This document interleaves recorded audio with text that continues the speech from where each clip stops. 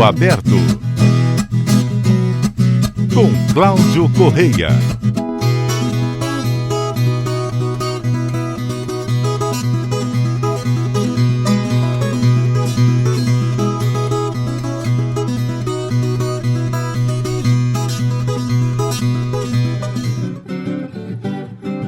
Bom dia! Estamos começando o Campo Aberto de hoje, ao vivo, direto dos estúdios auxiliares da CBN Grandes Lagos, aqui em São José do Rio Preto. Sejam todos bem-vindos à Rede Grandes Lagos. Você segue com a gente pela frequência modulada 90.9 em São José do Rio Preto e região. Catanduva segue com a gente pela 106.9. Bom dia, Catanduva! Jales e Santa Fé seguem com a gente pela 99.3. E olha só, através do nosso portal você acompanha ao vivo a nossa programação. Acesse aí, olha, www.cbnrp.com.br. E se você tem alguma dúvida ou curiosidade sobre o agronegócio, anote aí o nosso WhatsApp. Mande para cá o seu WhatsApp com sua dúvida. É 17 99134 1959. E se você, de repente, tem aí uma sugestão de pauta e quer mandar, assim, de repente, uma coisa mais alongada, né? Um assunto mais complexo, mandar imagem, alguma coisa, você tem também a opção de mandar pelo e-mail. Anote aí. claudio.correia@cbnrp.com.br ou ouvintes@cbnrp.com.br. Nas redes sociais nós estamos lá no Facebook como CBN Grandes Lagos, no Twitter @CBNRP e no Instagram CBN Grandes Lagos. No programa Campo Aberto de hoje, nós vamos discutir o setor sucroalcooleiro, fazer uma análise, né? A gente vai tentar aqui, né? Se fosse uma análise mais alongada, a gente teria que ficar aqui muito tempo, mas a gente tem apenas 1 hora de programa. Então a gente vai fazer uma análise desse setor tão importante que vira e mexe, sofre uns reveses. O mais recente está relacionado ao mercado internacional do açúcar. A Índia anunciou essa semana a intenção de entrar com fortes subsídios nessa commodity. Para discutir, né, esse setor, mas de forma fundamentada, eu convidei aqui o Cláudio Pimenta, que é empresário e produtor de cana em parceria e que vive esse universo há muito tempo. Nós teremos também a coluna de Diogo Esperante, que vai nos atualizar sobre os últimos acontecimentos na agricultura, com sua coluna, e olha, onde ele faz de forma clara essa análise no mercado de borracha natural Brasil e mundo. Assim você tem uma noção exata do que está acontecendo. No fogão a lenha de hoje, uma deliciosa receita de coxa e sobrecoxa de frango assada ao vinho. Então, vamos ver se vai dar tempo, porque a coisa aqui hoje promete. Tudo isso no Campo Aberto de hoje, 31 de agosto, que começa agora. Hora da Prosa. Muito bem, nessa Hora da Prosa especial de hoje, a gente convidou aqui o amigo Cláudio Pimenta, que ele é empresário, produtor de cana em parceria, né, conhece esse setor como ninguém e vai poder ajudar de forma maravilhosa, né, a entender esse universo que está passando um revés, assim, parece piada, mas são reveses impressionantes. Para ele eu falo meu bom dia Cláudio Pimenta. Bom dia, Cláudio, bom dia a todos os ouvintes da CBN Grandes Lagos. Muito bem. Cláudio, a partir de quando que esse setor passou a se fragilizar, digamos assim? Cláudio, primeiramente, obrigado pelas palavras, mas eu não conheço assim como ninguém, né? A gente vive o setor já há 4 décadas, né? E vive o dia a dia. Então eu quero contribuir aqui com você naquilo que eu pratico no dia a dia, né? Naquilo que eu vivo com os meus clientes, amigos e parceiros, né? Eu tenho a impressão que nos 40 anos que eu conheço o setor de perto, eu nunca vi uma crise como a que nós estamos presenciando nos últimos 8 ou 10 anos. Por quê? Porque eu conheci o setor, o Proálcool estava iniciando, né? E o Proálcool foi implantado a partir do final dos anos 70, né? Não, 70, isso. Isso. E depois o setor estabilizou, né? E houve uma outra onda de investimentos aí no começo da década dos anos 2000, né? Mas os últimos Final dos anos 90, né? Na verdade, houve um crescimento, eu acho que mais significante por volta de 2006, 2007, né? Mas aí 2008, 2009, quando chegou a chamada era da mecanização, né, na colheita, eu acho que foi o divisor de águas. Um grande descompasso. Exatamente. E nós estamos sofrendo as consequências agora, né? Porque de todas as crises que a gente assistiu, não tinham tantas usinas parando, desativando, um endividamento tão alto como tem agora, né? Então eu considero que os últimos 8 anos são, assim, do tempo que eu conheço esse setor, são os mais significantes. Então, na sua análise, é a partir daquele momento onde começa a ser obrigado, né, o setor passou a ser obrigado a investir em mecanização, né, devido à antecipação, para que as pessoas entendam, houve uma antecipação muito grande na proibição da palha da cana. Na proibição da queimada da palha. Da queimada da palha. Veja bem, a mecanização da colheita, eu conheço desde os anos 70, então não é novidade. A diferença é que lá nos anos 70, nos anos 80, a máquina ela era utilizada na falta de mão de obra. E ainda assim, recomendava-se utilizar a máquina sempre no último corte, no penúltimo corte. Por quê? Porque já se sabia que a entrada na máquina no canavial era destrutivo, ou seja, ela ia comprometer a soqueira do ano seguinte, em função do sistema de corte, né? Então, com a chegada desse protocolo ambiental que obrigou a todos os fornecedores e produtores a aderir à mecanização em razão da suspensão da queimada, o setor se viu obrigado a mecanizar desde o primeiro corte, e aí que mora o problema, né? Então, Só para as pessoas terem uma ideia, antes da mecanização, quando o corte era feito manual, nós tínhamos, primeiro ano, por exemplo, qual que era a média que nós tínhamos aqui na nossa... Uma coisa aproximada. Eu vou te dar um número baseado no nosso caso aqui na região, Isso, né? na nossa região. Nós tínhamos canaviais que no primeiro corte facilmente eles atingiam 350 toneladas por alqueire, 380, alguns casos 400. Então, né? Eram exceções. Então, 150, 180 toneladas por hectare.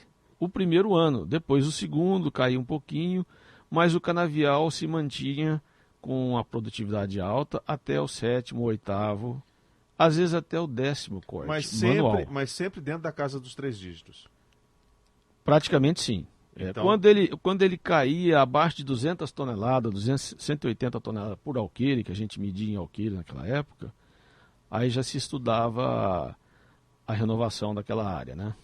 Mas, historicamente, sempre acima de 200 toneladas por alqueire, eu diria 85 toneladas por hectare.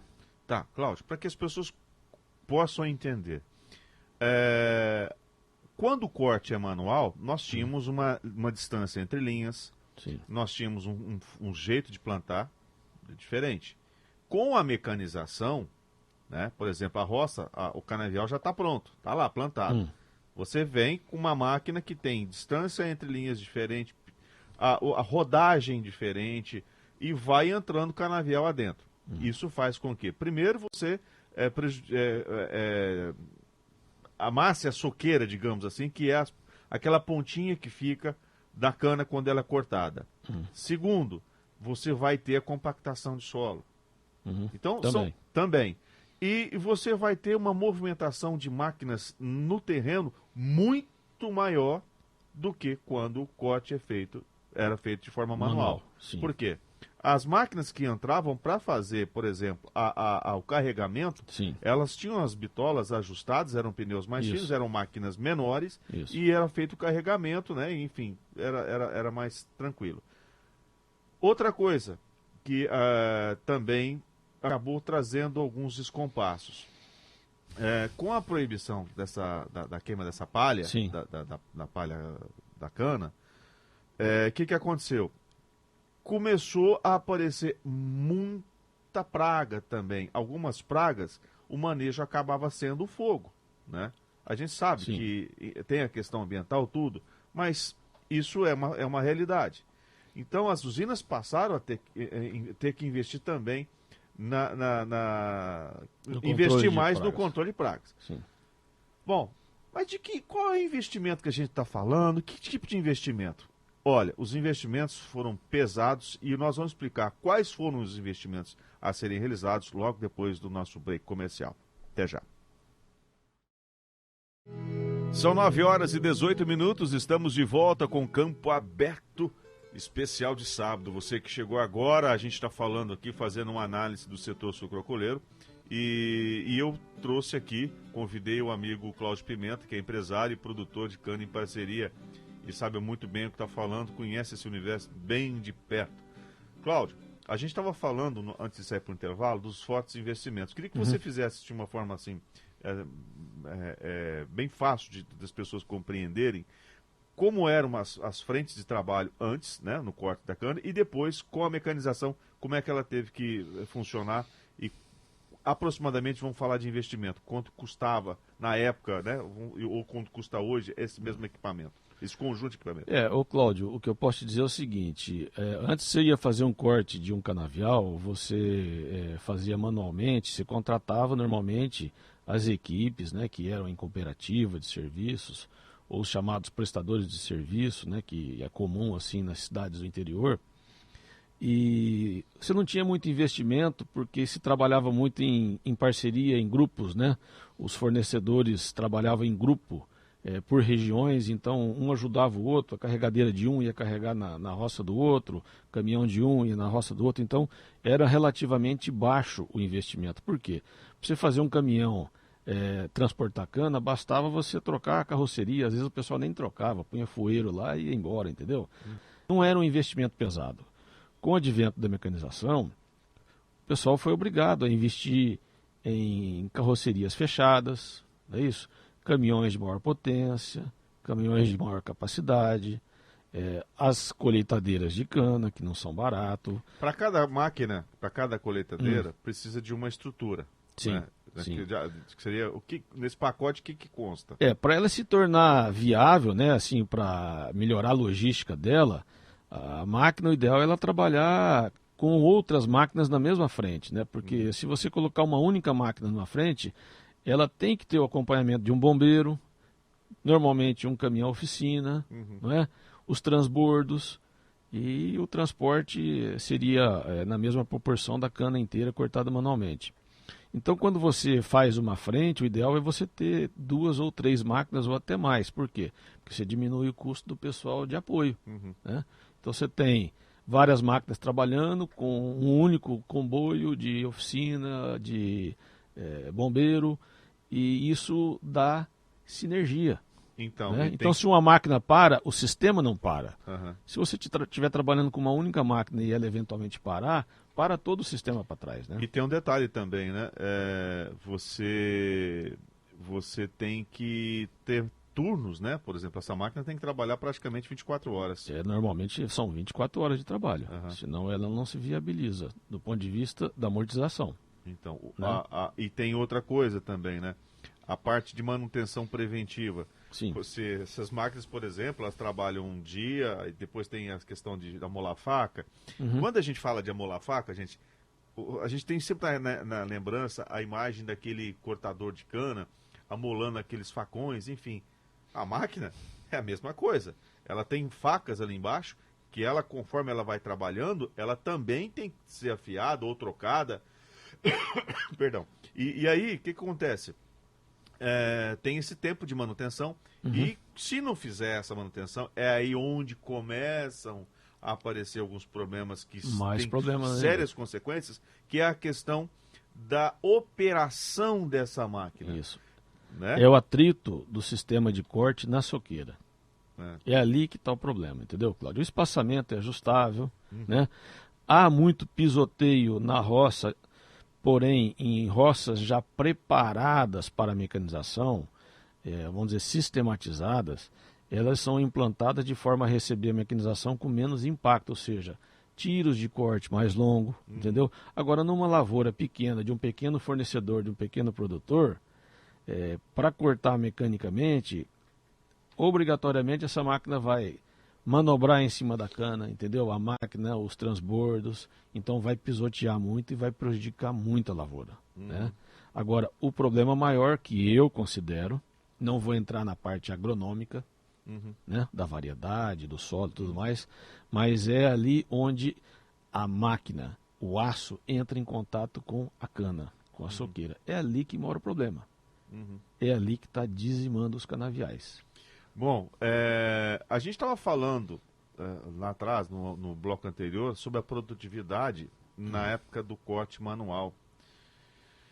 Vamos falar um pouquinho da realidade agora, na nossa região, novamente falando da nossa região aqui, que é a nossa realidade, não adianta de falar lá em outros lugares, enfim, não adianta. É a nossa realidade aqui. Hoje, qual é a média por hectare, normalmente? Ô Cláudio, a safra está em curso e os números ainda não são consolidados, vamos dizer assim. Mas o que a gente está observando aí, e há uma variação de uma região para outra, hoje a produtividade gira em torno de 74 toneladas por hectare. Porém, é preciso entender que a primeira metade da safra, normalmente, você colhe canas de melhor qualidade, entendeu? Cana de ano e meio, cana mais pesada, mais produtiva, não é isso? Então, daqui para frente, a tendência é esse número cair. Então, quando você tem uma produtividade média de 74, significa que algumas lavouras estão dando acima de 80 toneladas e outras abaixo de 65, 62, 60, né? E um outro fator importante que a gente tem que ponderar é a longevidade do canavial. Porque uma coisa é o produtor dizer, eu estou com uma produtividade de 80 toneladas de cana por hectare. Muito bem. Mas e que corte é esse? Tá, lembrando que no corte manual nós tínhamos, em algumas circunstâncias, até 10 cortes. Sim, lavouras, algumas exceções até mais, né? Mas no mínimo 6 ou 7 cortes. Isso caiu pela metade, a média. Por quê? Por conta do dano que a soqueira, sofre, né? E que diminui o número de cortes economicamente viável. Entendeu? Então, a produtividade hoje gira em torno de 74 na nossa região, 74 toneladas por hectare, e a tendência é uma queda, ligeira queda até o final da safra. Bom, aí a gente tem que levar em consideração o mercado, né? Sim. Claro, tudo que você produz, você tem que levar em consideração o mercado, porque Sim. não adianta você produzir e falar, bom, faça o que com isso agora? Sim. Nós tivemos, ao longo desse tempo, Cláudio, nós passamos por várias situações econômicas de mercado, e internas e externas, que vieram também. Sabe aquele negócio? Quando tudo tinha que dar certo, aí a coisa deu errada, principalmente lá na ponta, lá no final da escala. Sim. Né? Então, eu te pergunto, o mercado do açúcar, houve empresários que investiram na produção de açúcar, que você tem que, não é a mesma, onde produz álcool é uma coisa, onde produz açúcar é outra coisa. Certo? Na mesma indústria você produz os dois. Sim, mas depois ela toma caminho diferente. Isso. Né? São raras as indústrias que podem produzir ou um ou outro. Virando a chave. Virando a chave. Sempre tem que produzir um pouquinho de cada. Ou seja, uma variação aí de 40% para 60% e vice-versa. Então, mas para você fazer açúcar, você tem que fazer um investimento a mais. Isso. Bem maior do que só produzir álcool. Sim. Certo? Sim. Você tem uma unidade que produz álcool, isso. O hidratado. Não é o mesmo equipamento que faz um e outro, né? Para quem não sabe, isso. né? A indústria, até a moagem, até o tratamento de caldo, é uma coisa só. Né? Mas depois o caldo toma rumo diferente. Então a estrutura industrial é outra, né? E outra coisa, falando em caldo, é bom a gente lembrar isso, quando quando era feito o corte manual, Sim. nós tínhamos uma cana mais limpa. Com certeza. Certo? Então, por que eu estou chamando a atenção disso? Porque agora, com o corte mecanizado, vai muita impureza, vai muita areia. Essa mesma areia que danifica a máquina que corta, que ela acaba sendo transportada e vai para a indústria. E lá essa água é lavada, essa cana é lavada, né? Às vezes sim, às vezes não. Sim, mas assim, ela tem que passar por um processo. De limpeza. Usa-se mais água, né? Entre aspas, e detalhe, aquela areia, aquela terra que vai, aquela sujeira, ela acaba danificando também o equipamento que faz a moagem. Sim, o desgaste é muito maior. Né? O desgaste é muito maior porque mesmo a cana lavada, ela não consegue limpar 100% a cana. Então, ela acaba indo para a moagem com uma impureza mineral muito alta, né?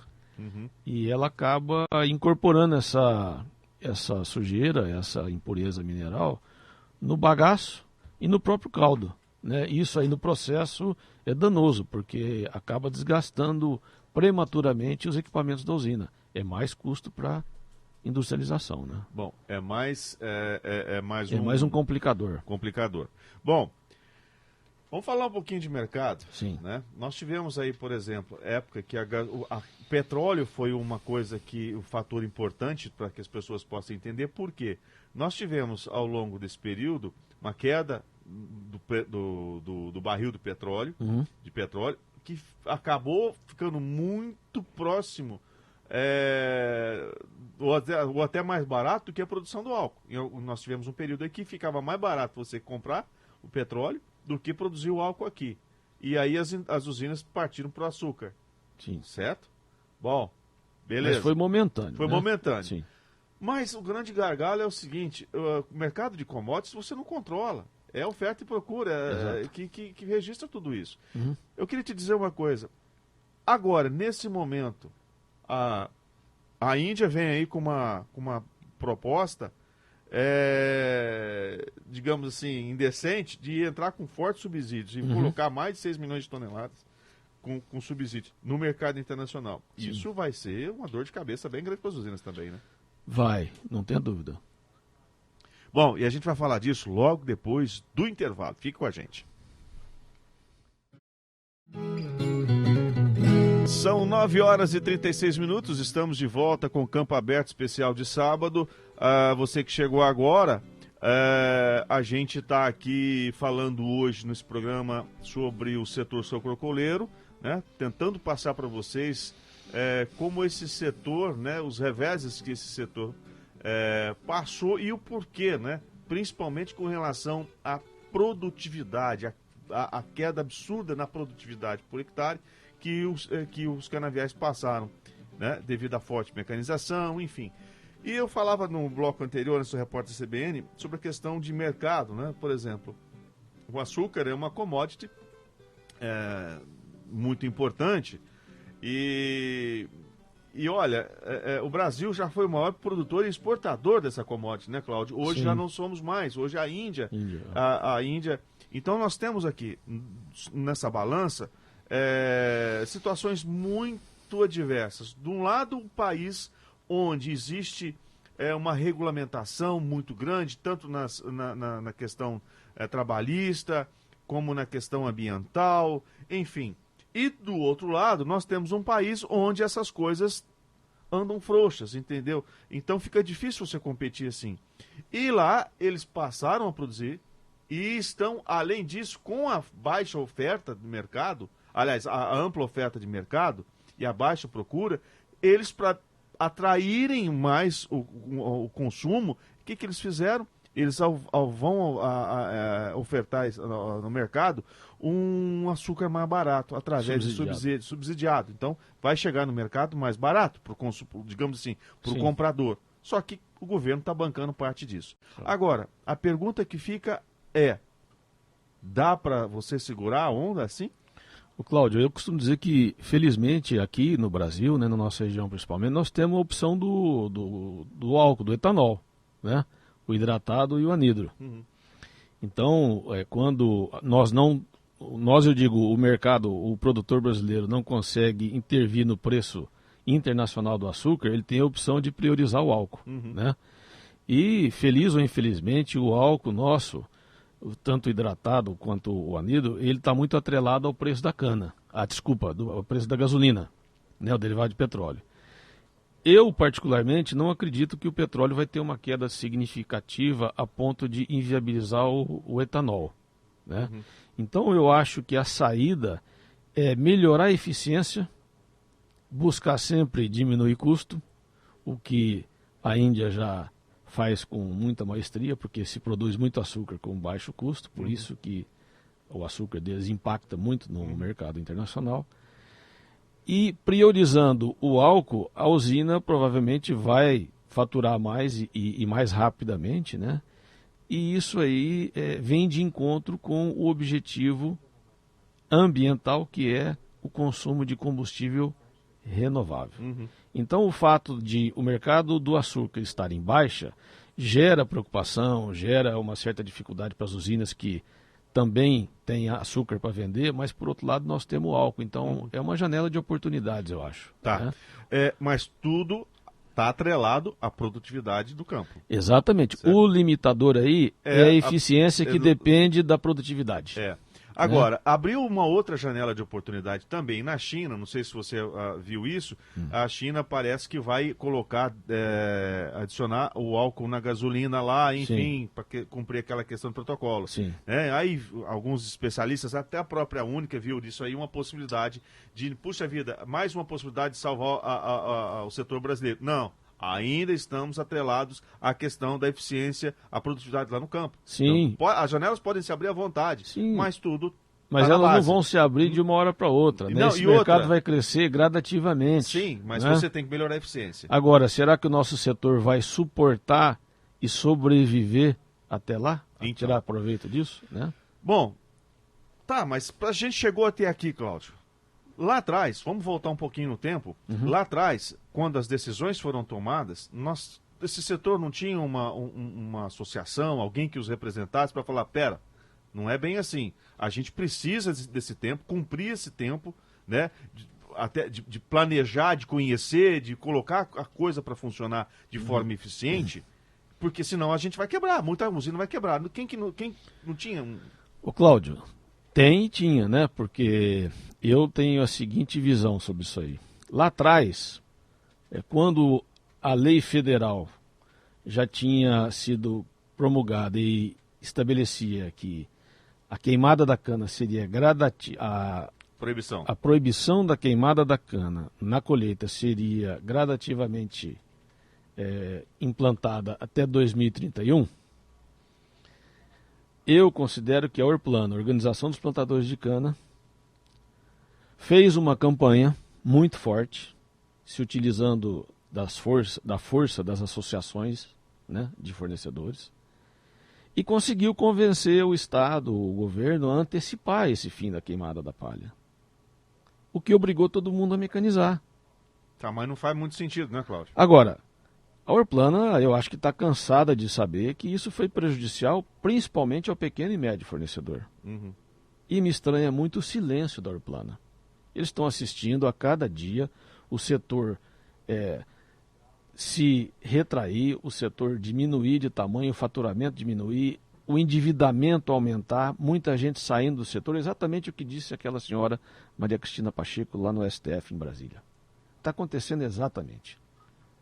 Então, é muito estranho o silêncio da Orplana, que numa hora tão difícil dessa, não faça uma campanha para buscar uma solução para isso tudo. Tá, aí fica aí o convite para a Orplana entrar em contato com a gente, ou nós vamos entrar em contato com a Orplana, como já fizemos em outras ocasiões, para saber por que esse silêncio e qual é o motivo disso. Sim. Porque a grande pergunta é, a própria Orplana, que deveria ser a grande defensora do setor, passou a fazer campanha contra a própria saúde financeira das usinas. Ao longo desse tempo, várias usinas quebraram, usinas tradicionais quebraram, porque não conseguiram suportar esse forte investimento que foram obrigadas a fazer, com a queda de produção no campo, e lidar ainda com a questão de mercado. Sim. Fora a questão trabalhista, que a cada dia que passa fica mais apertada no Brasil. Com certeza. Não estou questionando isso, só que a conta não fecha, e a Orplana era exatamente a associação que deveria proteger para que as contas fechassem. Sim. E desse uma sobrevida maior para o setor produtor, principalmente. Sem falar, Cláudio, do estrago que fez no mercado de trabalho, né? Porque quando a gente faz a conta da mão de obra que foi colocada para fora do setor em função da mecanização, os números são alarmantes, né? E detalhe, É um Cláudio, outro problema, eu me né? lembro que na época, com a demanda de material humano, né, de mão de obra qualificada para operar as máquinas, muitos tratoristas saíam de trabalhar nas fazendas, foram operar máquinas, foram trabalhar, quem tinha carteira profissional, mas não tinha prática, foram para o mercado, também um outro mercado de trabalho, foram ser motorista de caminhão de usina, enfim, tudo bem, aí é uma coisa mas provocou um transtorno. Não foi só transtorno, os números não mentem. A quantidade de pessoas que o corte manual da cana requer é 3, 4 vezes maior do que a quantidade de pessoas que a mecanização requer. Então, a grande maioria ficou desempregada, Cláudio. Ou seja, precisava daquele tempo também por uma questão social. Sim. Questão econômica, social e ambiental. Sim, e agronômica. Para desenvolver novas variedades, né, possíveis de serem cortadas manualmente sem necessidade de queima. Pois é. Bom, a gente vai para um rápido intervalo. Daqui a pouquinho a gente vai ter a análise de mercado da borracha natural com o Diogo Esperante e a gente vai fazer uma conclusão aqui rápida sobre esse setor. Mas por que a gente fala tanto disso? Qual é essa grande preocupação? Bom, gente, é só olhar ao lado da cidade de São José do Rio Preto o quanto que nós temos de canavial. E quando uma usina entra em colapso, ela pode levar uma cidade pequena em colapso também, porque as pessoas que lá trabalhavam não têm onde ir e vão precisar de saúde, de educação e comer. Mas com o quê? Estudar onde? Com saúde. As prefeituras também vão deixar de receber aquele dinheirinho sagrado, da onde? Dos impostos, né? ICMS, aquela coiseira toda. Então, numa cidade pequena, você de repente ficar aí com 120, 30, 40%, 50%, como em alguns casos, da hora para outra, faz diferença e muito. Muito bem, são 9 horas e 50 minutos, estamos de volta. Bom, Cláudio Pimenta, produtor de cana em parceria, engenheiro mecânico, empresário. Hoje, meu convidado de honra aqui no Campo Aberto Especial de Sábado, que me ajudou a compreender essas dificuldades desse setor e as consequências, não só para a economia, mas também para a nossa sociedade. Cláudio, queria que vamos fazer esse fechamento aqui. Sim. Qual é a conclusão que você faz e qual é a saída? Cláudio, primeiramente, eu queria deixar assim claro para você e para os ouvintes da CBN que quando a gente se dispõe a comentar o que está acontecendo, é uma forma de contribuir em busca de soluções. Uhum. Para a gente que atua no setor, seja como profissional, seja como fornecedor de cana, como empresário que for, é uma aflição muito grande você assistir, uma agonia, o que está acontecendo com o setor. Então a gente não vem aqui para criticar o setor de forma nenhuma, pelo contrário. Vem em busca de soluções. A gente aqui vem em busca de soluções e, vamos dizer assim, de uma certa forma, pedir a ajuda de quem quer que seja para esclarecer o que está acontecendo, para buscar soluções, né? Então eu sou da seguinte opinião. As pessoas mais prejudicadas, em especial aquelas ligadas a associações, elas têm que se mobilizar. O produtor rural tem um perfil assim bastante tímido e ele sozinho dificilmente ele vai se manifestar a respeito. Então eu acho que o caminho está em abrir um debate amplo junto às associações de fornecedores, das usinas, entendeu? Para saber qual a medida a tomar para reverter esse quadro, porque é muito preocupante e muito grave. Pois é. Bom, a gente espera então isso. Uma resposta. Sim. Uma resposta. Essa é a grande questão. Queria abrir um parênteses aqui, mandar um abraço para o parente Marcos César Arantes, que está lá em Diaporã, acompanhando o CBN pela internet. Muito bem. Aliás, eu descobri, é um violeiro, Cláudio. Eu fiquei assistindo essas redes sociais, de repente eu vi um cara que tocar uma viola e cantar. Ó, parabéns, parente. Eu vou trazer você aqui para falar um pouquinho sobre viola, junto com a Flaviana. Vamos saber agora como é que está o mercado de eveicultura?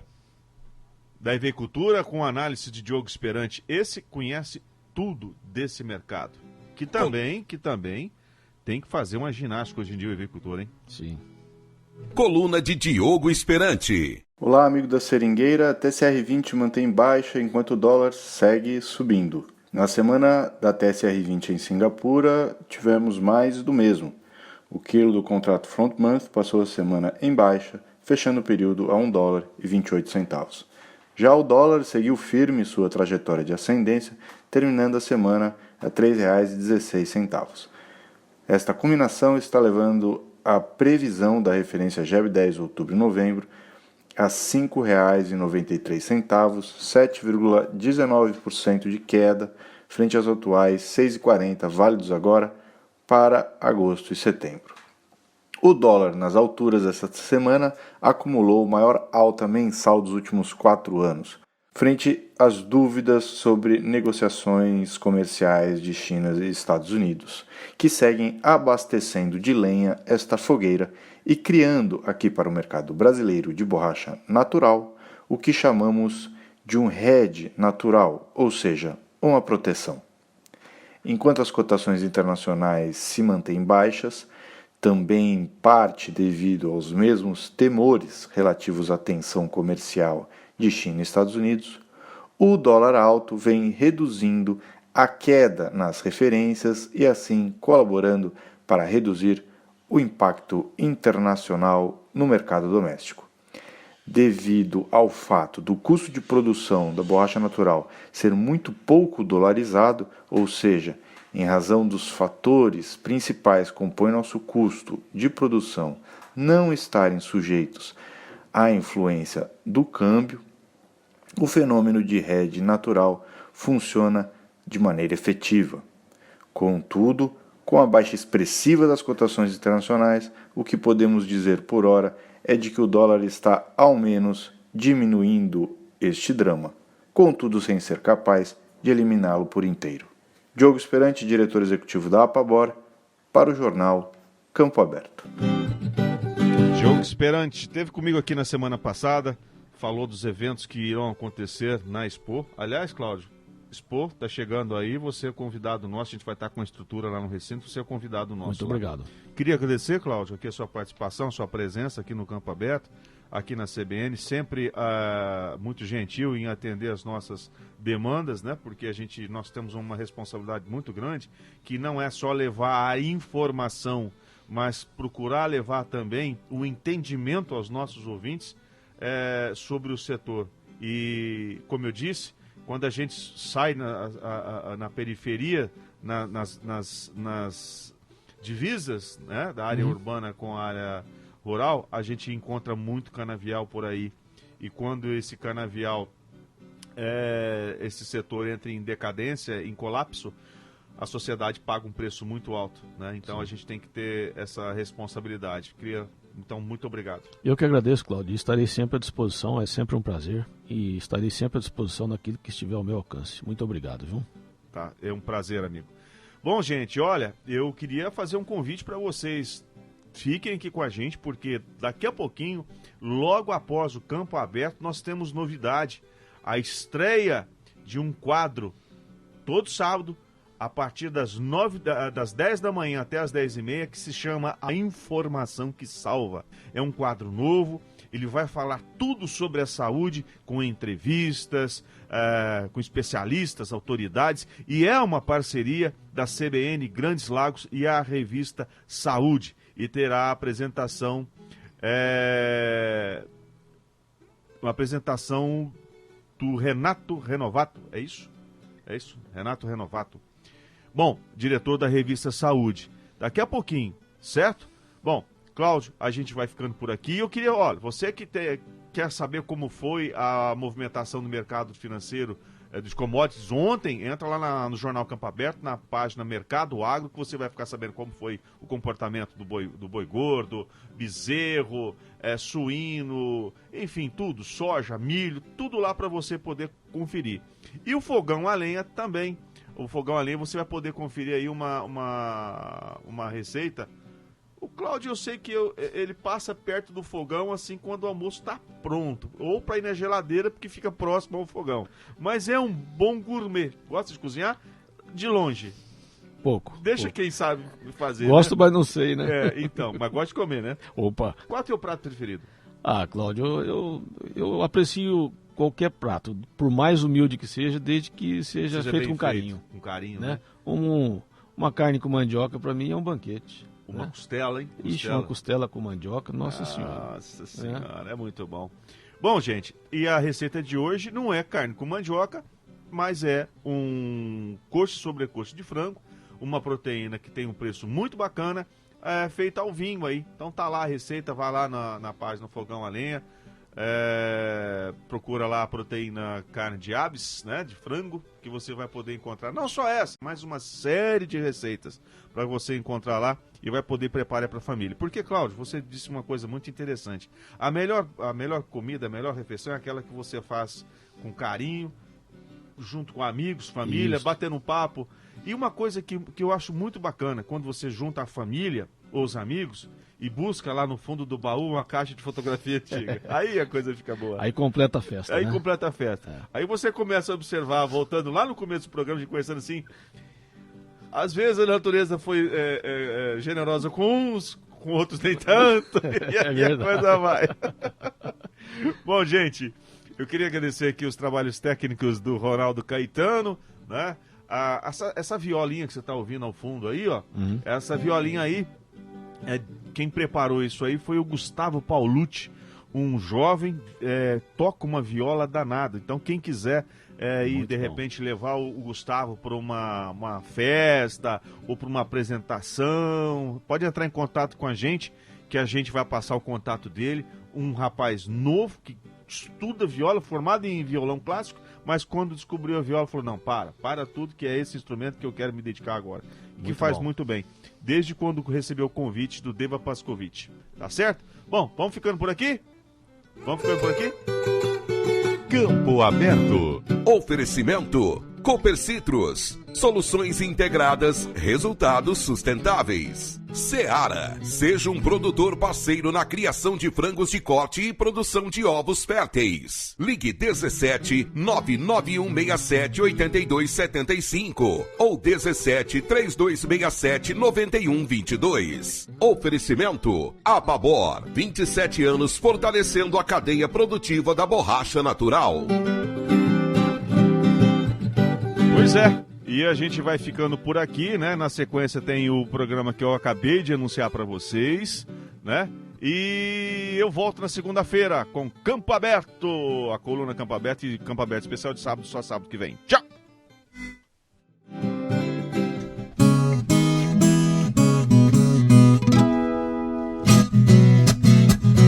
Campo Aberto com Cláudio Correia.